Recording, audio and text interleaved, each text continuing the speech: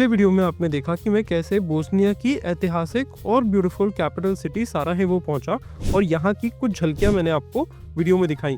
आज इस वीडियो में मैं आपको लेकर जाने वाला हूँ शहर की डिटेल टूर पे एक प्रोफेशनल टूर गाइड के साथ। तो चलिए मेरे साथ देखते रहिए अक्षर डिस्कवर्स द वर्ल्ड। तो ये है यहाँ की एक लाइसेंस टूर गाइड और ये एक यूनिवर्सिटी स्टूडेंट भी हैं, लोकल है यहाँ की बोस्नियन। तो इस शहर के बारे में बहुत सारे इंटरेस्टिंग टिडबिट्स ये हमें बताने वाली हैं इस सिटी टूर पे। तो चलिए मेरे साथ। मीट बोस्निया टूर्स, ये लोग हर दिन फ्री वॉकिंग टूर कंडक्ट करते हैं। Zaha, I'm 23 years old and I'm a history student and I work as a local guide here. Okay, and you born and brought up here? Yes, I was born and raised in the old part of the city. Okay, so very very local. Very local. आज की date में यहाँ पर 3 major groups हैं। एक तो Bosnian shrubs जो कि ऑर्थोडॉक्स क्रिश्चियनिटी को फॉलो करते हैं, बोस्नियन क्रोट्स जो कैथोलिक क्रिश्चियनिटी को फॉलो करते हैं, बोस्नियन मुस्लिम्स जो ऑफ कोर्स मुस्लिम है, और मुस्लिम्स जो है वो इस देश को अपना आधिपत्य मानते हैं। मतलब वो मानते हैं कि वो देश जो है बोस्निया वो उनका देश है और बाकी जो लोग हैं वो यहाँ पे बसे हुए हैं, वेलकम है, सिटीजन्स हैं, बट वो यहाँ के नहीं है। बोस्निया का मतलब उनके दिमाग में है कि वो एक बोस्नियन मुस्लिम्स के लिए देश हो ताकि वो अपने आप को, अपने कल्चर को प्रोटेक्ट कर सके बाकी सर्बियंस और क्रोएट से। और यही उनके बीच के जो कॉन्फ्लिक्ट था उसका मेजर कारण था। Islam came only with the Ottomans, right? It was not there. It came a little bit before Ottomans because of the trading routes, but in general, a lot of people actually started to accept Islam after the Ottomans.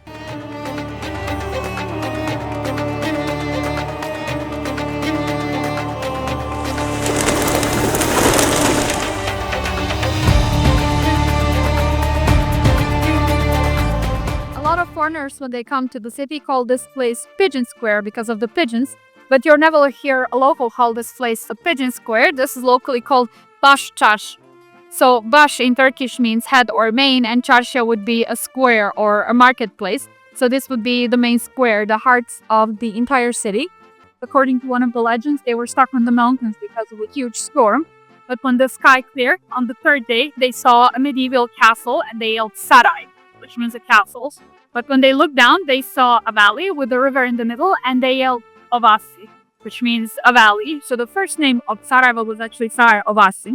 But locals here, since they spoke in Slavic languages, they found it very hard to pronounce. So they kind of shortened it to Sarajevo.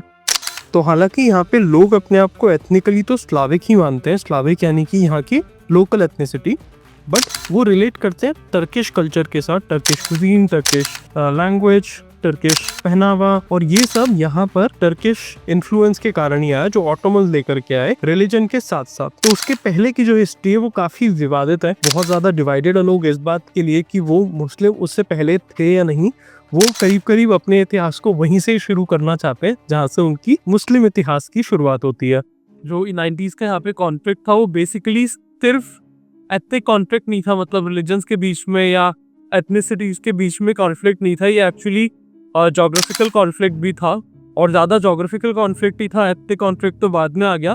तो जब Yugoslavia break हो रहा था, Bosnia अपनी independence claim करना चाहता था, और बोस्निया में बोस्नियंस तो थे जो कि बोस्नियन मुस्लिम थे, एंड उसके अलावा सर्ब भी थे, सर्ब्स जो ऑर्थोडॉक्स क्रिश्चियन थे, एंड कुछ क्रोशंस इनकी क्रोट जिन्हें बोला जाता है वो भी थे जो कि भी क्रिश्चियन होते हैं, Catholic Christians.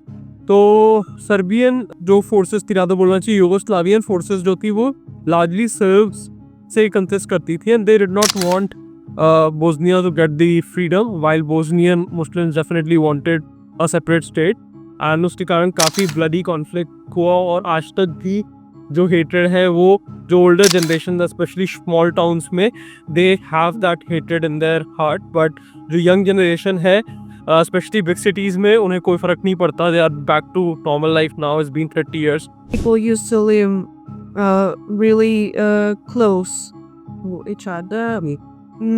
Doesn't matter what religion you are. And काफ़ी सारे लोग easily दोनों साइड पे मूव करते हैं पढ़ने के लिए, घूमने के लिए, लोग आते जाते रहते हैं।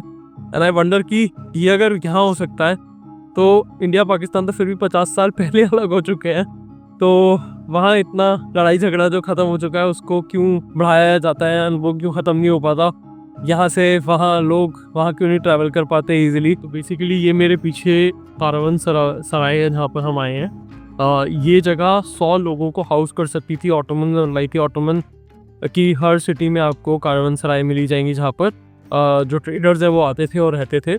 तो ये जो मेन डोर है कारवन सराय का जहाँ से एंट्रेंस है, इसको रात को बंद कर देते थे। एंड इतना सेफ्टी थी कि मतलब एक बार वो जो द्वारपाल था वो बंद करता था, तो वो सुबह जब खोलता था वो सबसे पूछता था कि आप अपनी बिलोंगिंग तो चेक कीजिए, कुछ मिसिंग तो नहीं है। न सब लोग कहते थे कि मिसिंग कुछ भी नहीं है, तब जाके वो खोलता था, अदरवाइज वो अगर कोई चोर है भी तो वो पकड़ा जाता था। दिस हाउ द लेजेंड गोस। सो अब ये सब जो प्रॉपर्टी है वक्फ को कहलाती हैं। जैसे इंडिया में वक्फ बोर्ड होता है, वो कंट्रोल करता है सब मुस्लिम प्रॉपर्टीज़ को, तो ऐसे ही यहाँ पर भी है। तो 1990s की बोस्निया और सर्बिया के बीच में, उसमें कम से कम सारा है वो अलोन में ही 11,000 लोग मरे थे। एंड जो टोटल काउंट था वो पता ही नहीं है कि कितने लोग मारे गए थे, but that was definitely in excess of 100,000। 1 lakh से भी ज़्यादा लोग मरे थे, और 1 लाख यहाँ पे बहुत बड़ा नंबर है, बिकॉज टोटल पॉपुलेशन ही 5 लाख 10 लाख ऐसे तो होती है। According to one of the very interesting stories back then, Gaz Wisserbeg, when he wanted to build the mosque here, he gathered all of the workers, all of the architects, and he asked them one question, and that is, we're building a mosque here. What is the first thing that we need to build? So one group of people said, we think you should build minaret first, and minaret is the tower of the mosque. The second group of people said, we think you should build mihrab first. And mihrab is this very interesting part of the wall that is facing Mecca. So during the group prayer, Imam or the leader of the prayer is standing there and everyone is able to follow in his prayer. But one guy said, he was quite clever, and he said, I think you should build a toilet first. So during the 16th century, that was quite rude and disrespectful thing to say. And while everyone was attacking that person for being rude, Gaz Husrev wanted to hear the logic behind that kind of an answer. So he asked that person to elaborate. Why would he say such a thing? And this guy said it's very simple. You'll have hundreds and hundreds of people working on the mosque construction, and eventually they'll have to relieve themselves. Either they're going to do that in the corners of the mosque and ruin the holiness of this place, or you'll build a toilet and everyone will know where to go. So Gaz Husrev loved the idea, and he decided to build a toilet, and that is the first public toilet in the entire city. Also, it is still functioning. So first public toilet सराजेवो में 1530 में बनाया गया yeah, था। so it's 1530, destroyed, Yeah. built in 1530, destroyed या in 1992. और restore हुआ 1992 में। या Very interesting is that from the center of that white line, in a square of 100 meters, you can find 4 different religious buildings.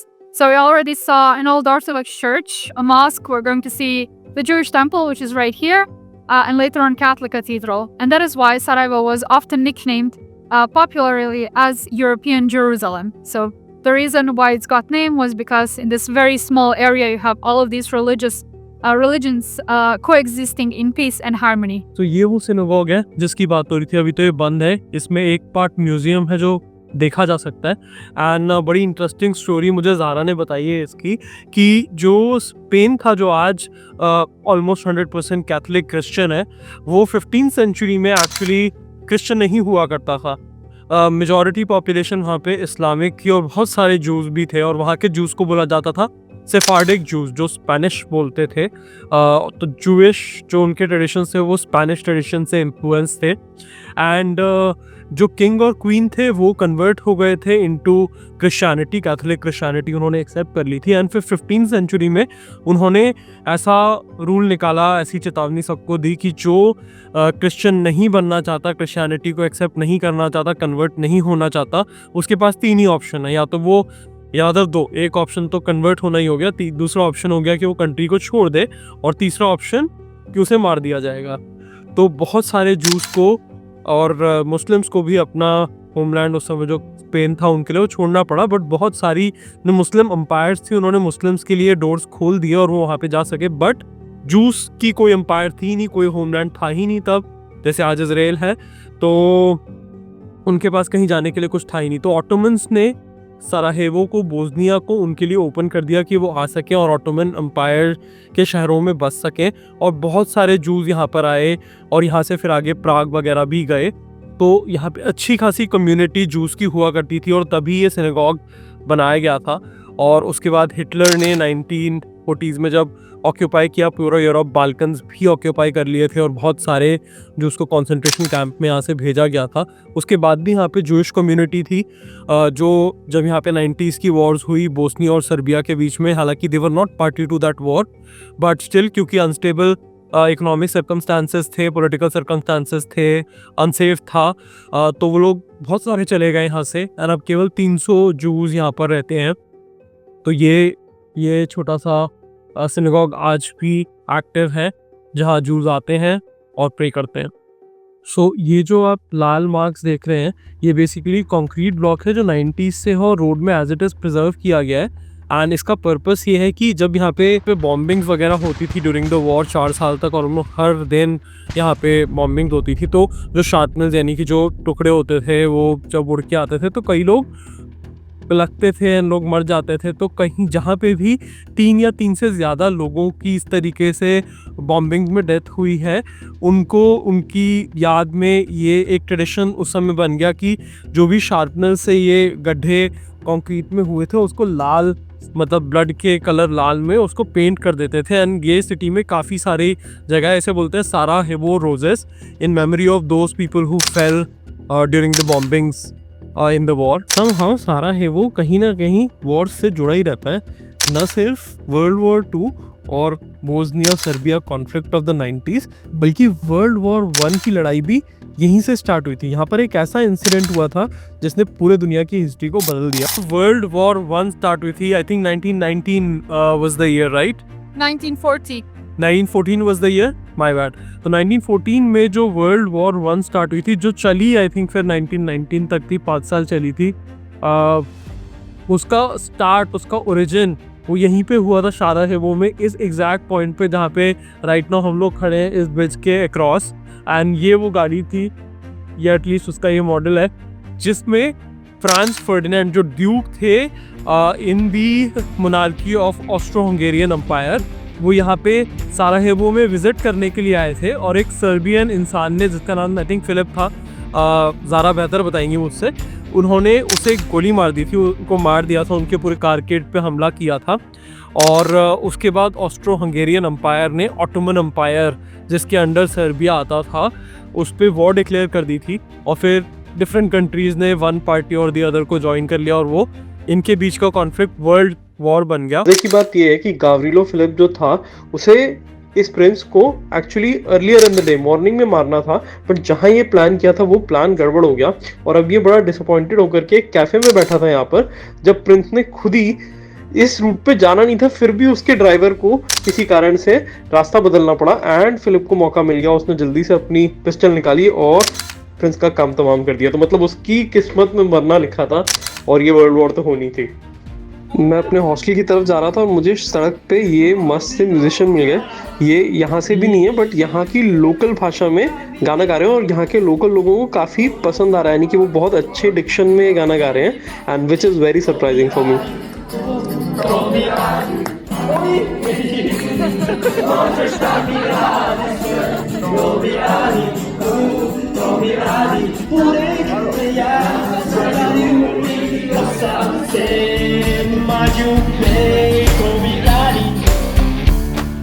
This is the end of that awesome tour. अगर आपको साराहेवो की history पसंद आई हो, साराहेवो की beauty पसंद आई हो, तो please video को लाइक कर देना, चैनल को सब्सक्राइब कर देना। आप वीडियो लाइक करते हो तो यूट्यूब का एल्गोरिदम इस चीज़ के लिए रिवॉर्ड करता है क्रिएटर्स को, कंटेंट को, और प्रमोट करता है, तो उसमें कंजूसी मत कीजिएगा। एंड मैं मिलूंगा आपसे एक और इंटरेस्टिंग एपिसोड में ऐसे ही बहुत जल्दी। तब तक के लिए अब टेक केयर, बाय बाय, अलविदा, गुड बाय।